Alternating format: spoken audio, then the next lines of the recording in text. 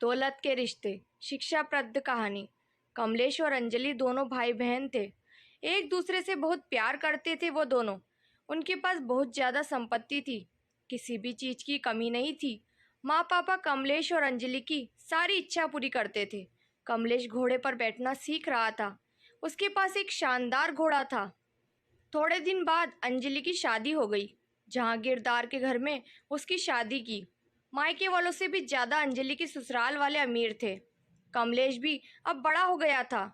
उसकी शादी बाकी थी, परंतु अचानक उनके पिता की मौत हो गई और कुछ दिनों बाद माँ की भी मृत्यु हो गई।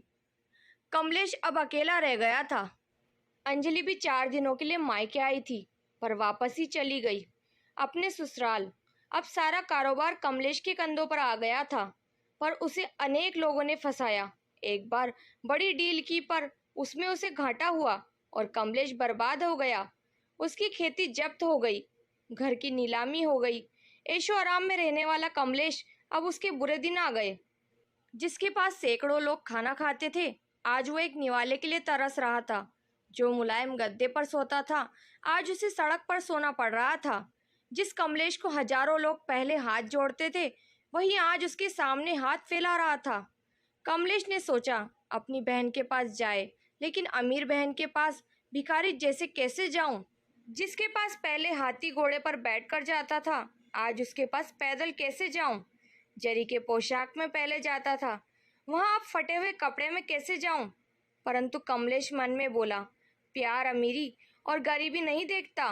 मेरी बहन मुझे अपने पास क्यों नहीं आने देगी भला? छी, मुमकिन नहीं है कि वो मेरी हालत की वजह से मुझे धिक्कारे। वो बहन के पास गया, दरवाजे में खड़ा हुआ। ऊपर छत से बहन देख रही थी। कमलेश ने ऊपर देखा, पर बहन अंदर चली गई।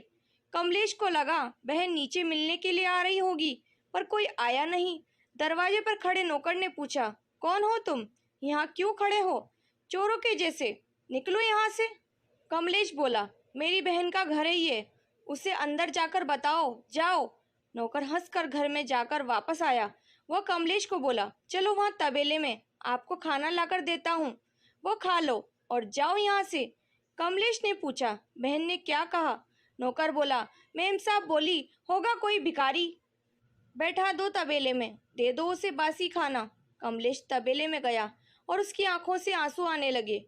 उसे नौकर ने सूखी रोटी दे दी। कमलेश ने वहां पर एक गड्ढा खोदा, वहां पर वो रोटी दबा दी। पानी पिए बिना वो वहां से चला गया। उस दिन के बाद कुछ सोचकर कमलेश दूर देश चला जाता है। वहां के राजा का वो नौकर बन जाता है। एक बार उस राजा को बहुत कठिन समस्या आई। कमलेश की सलाह से राजा उस समस्या से बाहर निकला। कमलेश से खुश होकर राजा ने उसे मुख्य प्रधान बना दिया। कमलेश के कहने मुताबिक राजा सब काम करने लगा था। नए प्रधान के रूप में कमलेश की वाहवाह होने लगी। कमलेश ने अब शादी भी कर ली। वह बड़े बंगले में रहने लगा। अब अपनी बहन को जाकर मिले, ऐसा उसे लगा। तभी वो अपनी पत्नी के साथ बहन के घर निकला। साथ में हाथी भी थे और घोड़े भी थे। जोरों शोरों से वहां गया। अपने से आगे अपने जासूस बहन को इसके आने का संदेश बताने के लिए भेजे। जासूस ने जब बहन को ये सूचना दी तो बहन एकदम से उठी। वो अपने पति के साथ दरवाजे में खड़ी रही अपने भाई के स्वागत के लिए। ढोल नगाड़े बज रहे थे। बड़े ठाठ से भाई बहन के घर आया। दूसरे दिन बड़ी मेजबानी थी। गांव के बड़े बड़े लोगों को न्योता दिया गया। चंदन के टेबल थे, चांदी की थाली थी, 5 पकवान थे। सारे लोग टेबल पर बैठने वाले ही थे। उतने में भाई एकदम से उठा। सारे चकित हो गए, क्या हुआ? सब पूछने लगे और कमलेश एकदम से तबेले में गया।